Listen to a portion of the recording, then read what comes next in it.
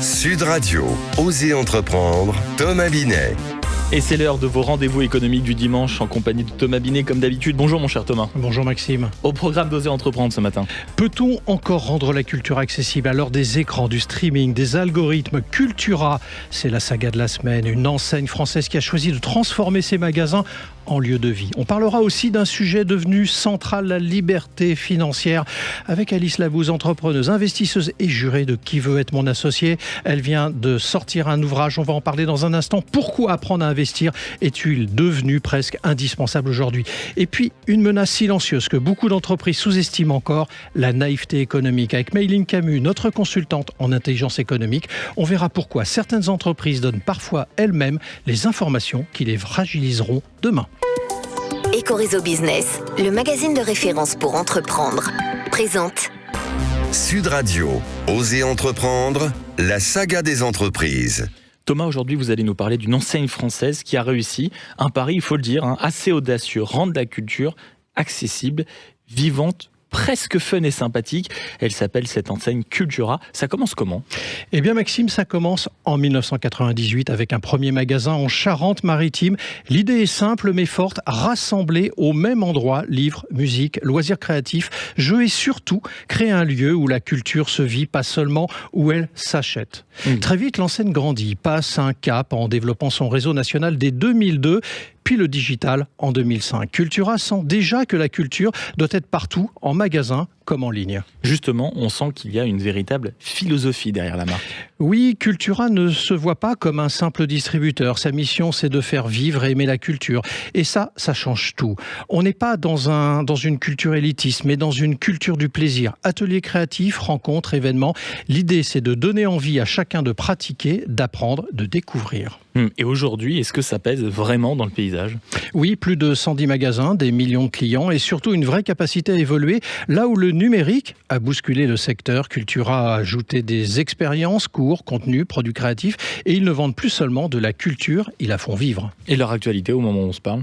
Cultura accélère encore et encore. Nouvelles ouvertures, développement des ateliers avec le plongeoir pour y apprendre les arts et la musique, des contenus culturels. L'enseigne veut devenir un véritable lieu d'apprentissage et de partage. En clair, demain, on n'ira pas et on n'ira plus seulement chez Cultura pour acheter un livre, même si c'est celui d'Alice Labouze, mais pour vivre une expérience culturelle complète. Sud Radio, Osez entreprendre, l'invité. Thomas, vous venez d'esquisser son bouquin. Nous sommes avec Alice Labouze, entrepreneuse, investisseuse et membre du jury de Qui veut être mon associé sur M6 depuis 2024. Oui, bonjour Alice Labouze. Bonjour Thomas. Vous venez effectivement de sortir ce livre que je montre à l'écran pour ceux qui nous suivent sur les réseaux sociaux, également sur sudradio.fr et sur notre chaîne YouTube. Ça s'appelle Passer à l'action. C'est aux éditions Michel Lafon avec comme sous-titre « J'ai construit ma liberté financière ». La vôtre commence ici. Quel constat de départ vous a poussé à prendre la parole à travers cet ouvrage ?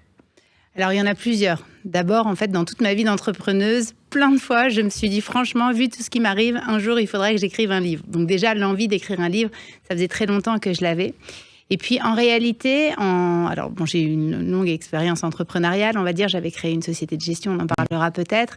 Mais en 2020, j'ai gagné un concours sur une chaîne de télé, un concours de performance boursière, et j'ai eu énormément de demandes de particuliers qui me disaient mais en fait je suis seule au monde dans la gestion de mon épargne. Quand vous parlez, je comprends, parce que ma spécialité c'est de parler de thématiques d'investissement, donc les gens se reconnaissent là-dedans et vous faites des performances, par conséquent on aimerait que vous gériez notre argent.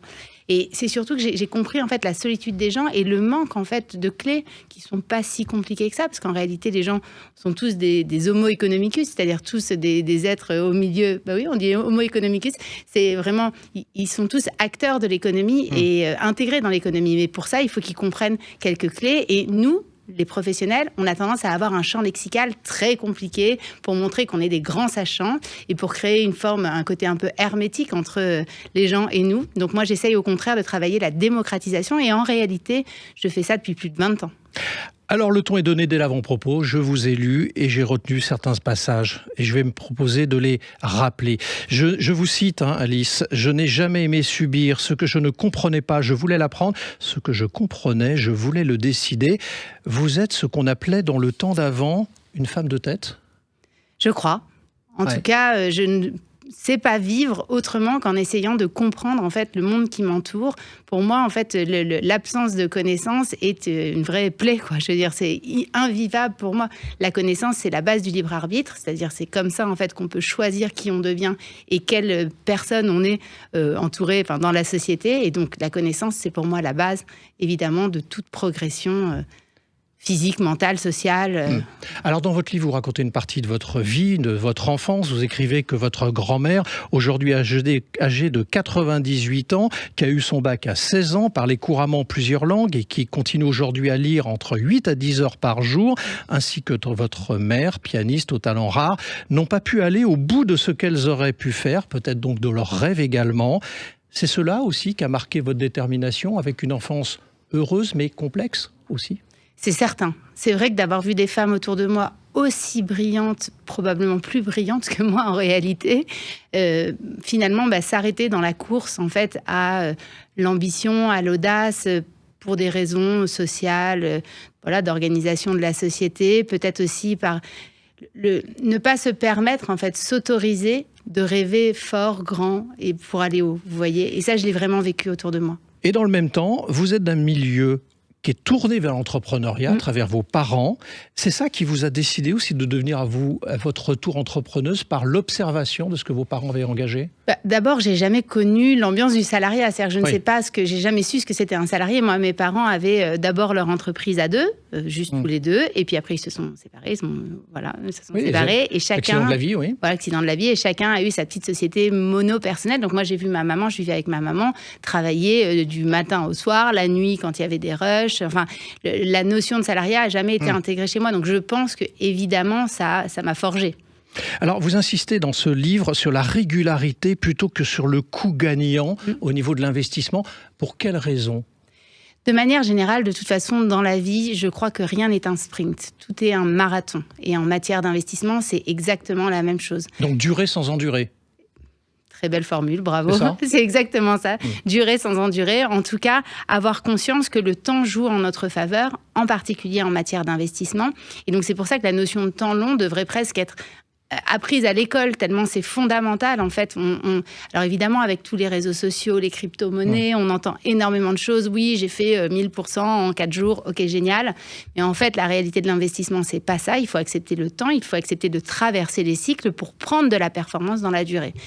Alice Labousse, pourquoi la culture financière reste encore si faible en France aujourd'hui ? Ça ne devrait pas être le cas en fait. Alors, c'est très, très intéressant comme sujet. Ça mériterait 1 heure d'émission complète. Je pense qu'on a une sous-éducation économique parce que l'État, en fait, ne s'est jamais, a jamais voulu particulièrement former, je crois, ses citoyens au sujet économique. Il faut quand même savoir que pour vraiment faire de l'économie, pas de la sociologie, il faut véritablement se spécialiser en économie.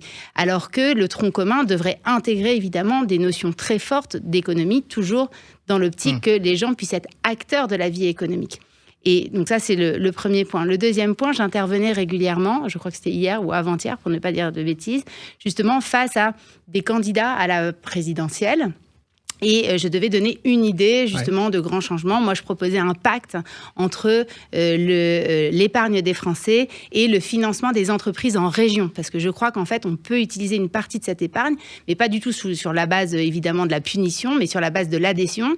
Et pour que les gens adhèrent, il faut qu'ils soient formés. Donc, très jeunes, il faut qu'on forme les jeunes Français. Et je ne dirai pas son nom, mais une personne qui est candidat à l'élection, qui va être candidat à l'élection, est venue me voir après, en me disant ce que vous dites, oui, utiliser l'épargne, je suis assez d'accord pour financer les entreprises, mais alors former les Français à la finance et à la compréhension de l'entreprise, je vois pas l'intérêt. Donc, c'est une très mauvaise idée. Et donc, je pense que sont intégrés, en fait, mais c'est vraiment à l'intérieur de certains candidats et certaines mouvances, on va dire, la volonté de ne surtout pas élever les Français en matière financière. Alors justement, les Français qui ne trouvent pas dans les systèmes classiques cette information se tournent de plus en plus vers les réseaux sociaux et les contenus financiers qu'ils peuvent trouver sur les réseaux sociaux. Vous en pensez quoi ? Je pense que ce que la Chine a fait, qui est de considérer que en fait, tout influenceur dans un domaine doit absolument avoir un diplôme et de l'expérience dans le domaine, est une bonne idée. Voilà, sans commentaire. Est-ce qu'aujourd'hui, investir est devenu moins ou plus risqué que de ne rien faire ? Aujourd'hui, c'est devenu moins risqué parce qu'on vit une période d'inflation. Alors là, on espérait, donc il y a une hausse généralisée des prix globalement depuis le Covid, on va dire. C'est pas qu'une hausse généralisée des prix. D'ailleurs, quand on regarde vraiment, c'est qu'en fait, on a créé tellement de monnaies que nos monnaies se dévaluent. Donc, le prix de n'importe quel bien nécessite beaucoup plus de monnaie. Mais la réalité, c'est que pour les gens, tout augmente et les salaires ne suivent pas forcément. Donc, en fait, il y a un coût de l'inaction. C'est-à-dire le fait de ne pas agir fait que vous perdez fortement en pouvoir d'achat. Et donc, il est urgent, il est indispensable, il est vital d'investir pour pouvoir justement, à minima, effacer ce côté inflationniste. Et d'ailleurs, j'espère que ce sera dans les programmes de nos très chers candidats. J'ai hâte de suivre ça. Alors, vous le dites vous-même sur votre livre, ce n'est pas un guide pour savoir comment investir, mais c'est en revanche un parcours de vie avec des exemples, justement. Quand vous regardez votre parcours, Alice Labouze, et ça sera ma dernière question, de quoi êtes-vous la plus fière ? Ça demande un temps d'arrêt ? Ça demande un temps d'arrêt parce que déjà, je suis fière d'être devant vous aujourd'hui. On vous remercie de votre présence. Avec un livre, c'est moi qui vous remercie. Est-ce que je peux vous suggérer la réponse ? Allons-y. Est-ce que vous êtes d'accord pour dire, comme Bernard Tapie à l'époque, que le plus important, c'est réussir sa vie que de réussir dans la vie ? Je suis assez d'accord. C'est vrai que... Mais alors, je suis d'accord, c'est-à-dire que moi, je suis très, très fière parce que j'ai eu la chance de construire une famille qui va très bien. Donc, c'est pour moi très important. Moi qui viens d'une famille assez disloquée, donc ça a du sens pour moi et de la valeur. Mais aussi, en fait, je suis fière par rapport à la petite Alice qui était dans sa chambre à Poitiers, avec ma mère qui travaillait la nuit. On a eu beaucoup, beaucoup de difficultés à plein de points de vue. Et en fait, aujourd'hui, finalement, j'ai créé mon destin. Et ça, je suis fière d'avoir créé, d'être vraiment l'artisane ou l'artisan de mon destin. Eh bien, on vous remercie de votre présence et on vous recevra une nouvelle fois pour justement voir comment ce destin s'écrit dans les prochains mois, prochaines années. Merci à vous. Merci à vous. Et surtout, voir si le candidat à l'élection présidentielle a pris quelques notes ou s'il a noté son programme économique. Je peux faire quelques consultations à titre gracieux s'il le souhaite. Le message, croyez-moi, est passé. Merci Alice Labouze d'être passée du côté d'Oser Entreprendre. Et je rappelle donc que vous venez de sortir aux éditions Michel Lafon le livre Passer à l'action. Sud Radio, Oser Entreprendre, les essentiels de l'entrepreneuriat. Et Thomas, pour clore cette première parenthèse économique, nous sommes avec Mayline Camus, ancienne officier de renseignement, fondatrice et dirigeante du cabinet de renseignement d'affaires Prisme Intelligence et notre experte en intelligence économique. Et vous allez avec elle nous parler de la naïveté économique. Et oui, parce qu'elle existe, Maxime. Car quand on parle de guerre économique, on imagine souvent des cyberattaques ou de l'espionnage industriel. Mais Mayline, vous dites que le vrai problème est parfois la négligence, voire la naïveté. Exactement, Thomas. Beaucoup d'entreprises françaises pensent encore qu'on joue à armes égales. Alors que dans ce contexte de guerre économique, dans ce contexte de l'économie mondiale, beaucoup d'acteurs ont pris de l'avance. À travers notamment des rapports de force, captation du renseignement, stratégie d'influence, comme on l'a évoqué tout à l'heure. Alors concrètement, à quoi ressemble cette négligence, Mayline ? Je vais vous donner un exemple assez simple. Imaginez une PME qui participe à un salon professionnel. Elle vient présenter une grande innovation et elle est fière, elle a de quoi être fière. Alors elle va expliquer sa technologie, son développement, ses difficultés, ce qu'elle rencontre, ses forces et ses faiblesses. Et puis évidemment, tout ça se termine par un moment festif où les langues se délient. Mais pendant ce temps-là, certains visiteurs vont prendre des photos, s'intéresser à ce qui est stratégique, ils vont observer les équipes, récupérer des cartes de visite, finalement capter de l'information qui est stratégique. Quelques mois plus tard, un concurrent étranger va sortir un produit qui est très similaire. Et cette PME française ne pourra rien y faire. Donc, les salons professionnels, c'est ce que vous essayez de nous faire comprendre ce matin, peuvent aussi devenir des terrains de collecte d'informations en raison d'un espionnage industriel extrêmement présent ? Absolument. Les salons sont des vitrines commerciales, mais aussi des lieux de renseignement économique à ciel ouvert, où il fait bon vivre en règle générale. Donc dans un contexte de guerre économique, il est indispensable de savoir protéger ses informations, former ses collaborateurs, afin de se prémunir de toutes ces captations de renseignements et de ne pas rendre absolument tout public. Donc pour vivre heureux, vivons cachés, c'est ce que vous essayez de nous expliquer. Du coup, finalement, être transparent peut parfois fragiliser donc une entreprise. Cela ne rend pas un peu paranoïaque, votre histoire ? Dans cette économie mondiale, dans la guerre économique qu'on traverse, la naïveté est un luxe qu'on ne peut plus se permettre. Et j'ai envie de dire que finalement, vous savez, seuls les paranoïaques survivent. Eh bien écoutez, on va suivre ça de près. Merci Mayline. Allez, c'est rassurant, on reste entre parano, mon cher Thomas, dans un instant, avec la suite du programme Oser Investir. Sud Radio, Oser Entreprendre, Thomas Binet.